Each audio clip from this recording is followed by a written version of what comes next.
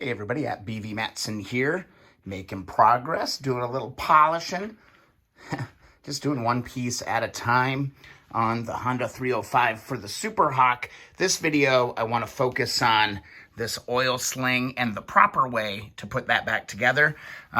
There's a lot of opinions out there, and there's not a lot of clear instruction out there.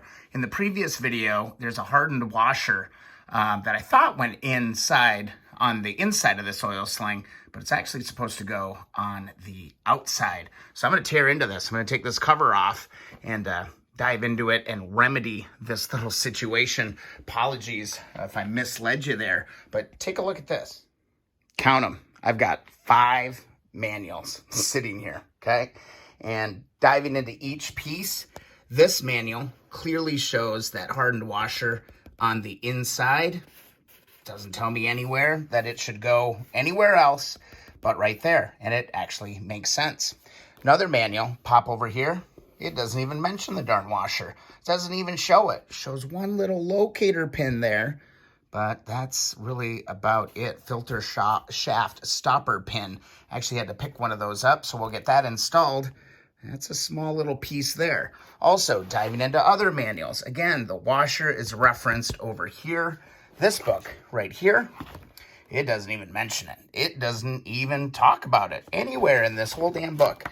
It doesn't talk about this at all. So this has been completely worthless. And then also additionally, this book covers the 305.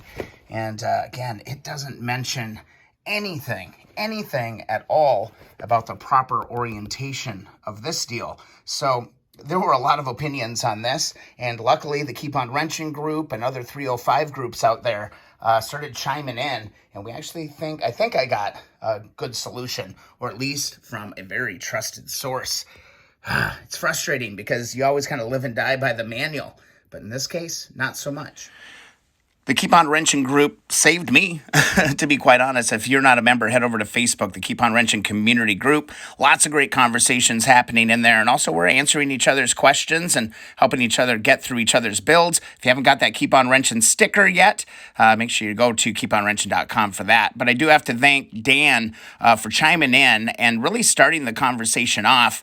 He kind of got involved right away and showing things off. And then other members kind of started piling in here on the placement of this washer that I'm referencing here.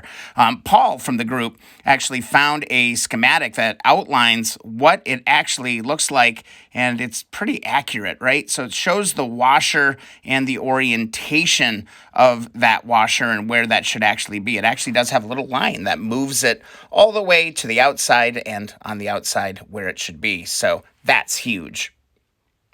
Additionally, you can kind of watch here some of the comments and things that were rolling through.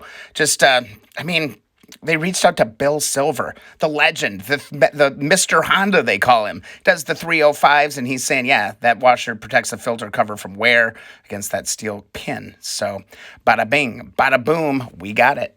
So, off comes the cover so we can remedy this situation. All right, so the cover's off. Now we can remedy this little situation that we got here. Now, the oil sling's going to pull right out. Get our chain off.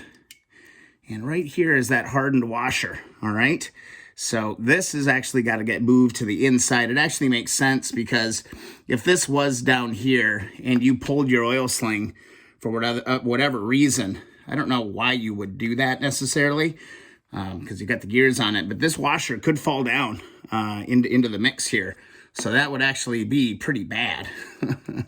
So I'm going to go ahead and just attach my chain back in. I'm going to seat that in there just like that.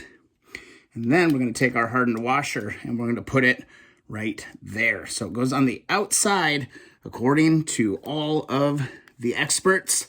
And I tell you what, there's a lot of people out there that know a hell of a lot more than me because, again, this is my first 305 that I have ever really worked on. All right, we'll get ready to button this thing up, but I did go and pick up this tiny, teeny little pin here from CMSNL. And I do have to say, guys, CMSNL, this ships from overseas, and got my first little CMSNL character guy. Kind of neat. I ordered just a small little pin, and they actually gave me this little keychain the little CMSNL guy on it. It's pretty cool. I was amazed. I got my parts in like 4 or 5 days, I think, from overseas. And honestly, they were the only ones that had this little piece. Now, let me show you some details on this. So this teeny tiny little pin, I got an extra shaft right here. There's a little hole in here. There's a little retainer. This is actually going to pop into there. Now, the thing that makes me feel kind of weird about all this is that it doesn't screw in. It doesn't really stay in. I'm going to see if it fits a little bit better on this particular model as I just dropped it on my table. That tiny little pin. Oh, good Lord. Here we go. And I found it. And here you can see this hole where this goes into.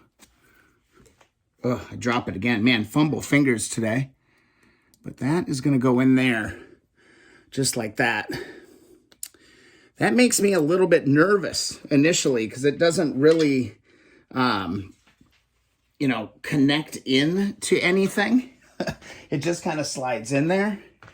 But you can see in the actual cover, there's a little groove cut out into that. So when that is inserted, it's going to go over the shaft, and that retainer pin will stay in because it's going in on that little shaft right there. See that little cutout? That's going to go in just like that. So I'm good to go on putting this thing back together. Don't forget that little retainer pin, man. I actually ordered a replacement oil sling offline and off eBay, and they didn't have that little pin in there. So one thing good is that I did notice that was missing when I looked at the deal. So all right, here we go. Let's put her back together. And it sure feels good to be buttoning this thing up again. Lessons learned. Something I'll definitely remember on future 305s. I got a couple of them. All right, on to the next step. Inside, you can see right here is that pin. All right, we're just going to align everything. I've got brand new rings, O-rings on the cover. There is no paper gasket or anything that goes here. So I'm going to align this and align that. Just kind of make sure we're in the right spot with this thing. Yeah, so really the key is just make sure you have that little pin going straight up. Now we're going to get this really long bolt. Got some anti-seize on it. That one's going to go right there. We shouldn't have to get into this side of the motor.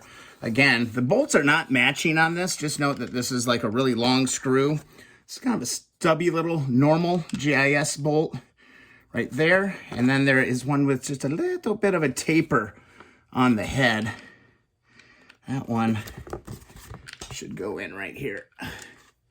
And then we're good to go. So grab that GIS screwdriver and send these bad boys home. And I think we buttoned up the left side of this motor. We shouldn't have to. Actually, that one feels a little bit long. What's going on here?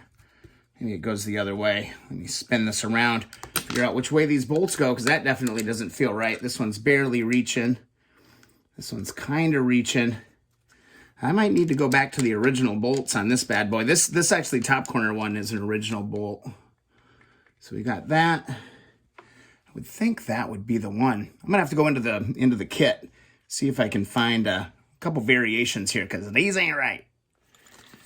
One thing that I really miss about the bolt kit that I got for this bike is that it didn't really come with an identifier for any of the bolts. Everything was pretty much just kind of thrown in the bag, and you're kind of left to kind of figure out what the heck is going on. So here's this one. This might be the right one. Feels like the right thread, at least. But it bottoms out there, so this one's a little bit too long. I think I'm going to be diving back into the original bolts for this cover, because these ain't working. Those don't line up. This is definitely a taper. Oops, sorry about that. This is definitely a tapered head bolt that's going to go on there. This one's too short. So let's go up a size on that. See if this one will get me there. This one feels about right. I just got to go back into the can. Yeah, these two are going to work, but I got to go back. I think I got to go back to the original bolt. So this bolt kit that I got, that ain't working. That ain't right. Worst case, I guess I could just cut it down a little bit, but it sucks when you have to cut things down. Let's find the original bolt and do a comparison. And one good thing about staying somewhat organized, even as you're taking stuff apart, I've got my left cover. All right, I've got all the bolts in here, and I actually do see this tapered bolt in here. If I can grab it here quick on camera. And we're gonna see that this bad boy, that's a lot shorter than what is coming in the kit here. That one from the kit is actually way longer. So I'm gonna go ahead and just clean this one up. Or should I cut this one down? Maybe I'll cut this one down just because it's just so pretty and shiny. So as you can see, this bolt again is way longer than it needs to be. And there's not a shorter one, but I want a nice fancy bolt on here. So before you cut bolts, I always find it a good idea to go ahead and just put on a nut all the way on. Put it all the way on so that after you cut it, you can back that nut off and it can preserve your threads just a little bit because we got to cut quite a bit off of that. I'm going to go to the grinder and knock this out. It's always something. It's never easy.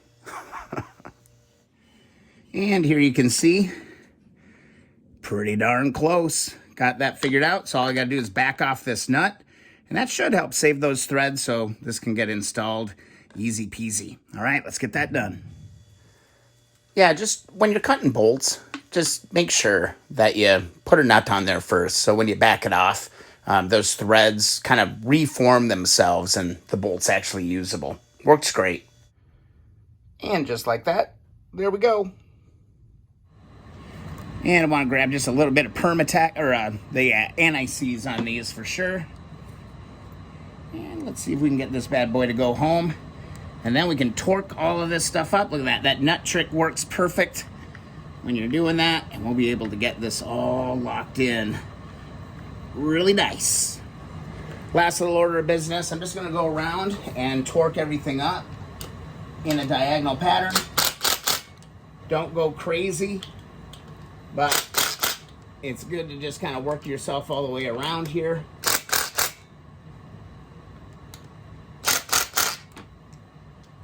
Now we'll get her done. All right, there we go. Left side all buttoned up. It's looking pretty good. Look at that reflection. See that Honda banner in the background? Some of this stuff I just polished just because it's nice. You know, it's just nice to have some like poppy accents on the bike. Those came out really, really good. On to the right side. This should be pretty straightforward. Do this in another video, of course. Got my new front sprocket. Got all my replacement parts ready to rock and roll there. Got our side cover, probably polished that up a little bit. That's been sitting for a little while. And I actually painted, which they were painted, the main collets for the exhaust system. And I got that little pan that goes there. I got that all done in the cloud silver. That's pretty cool. Look at that. Hey, there I am. Hey, everybody. Hey, if you enjoyed the video, please don't forget to subscribe. I want to thank all the Keep On Wrenchers for chiming in and making sure we do this right. That was huge, okay? So, of course, don't forget to subscribe. Go find us on Facebook, because, again, a lot of magic happens on that Facebook group. You know, we're helping each other out, and you guys help me out a ton, too, all right? Also, if you want a free sticker, head on over to keeponwrenching.com.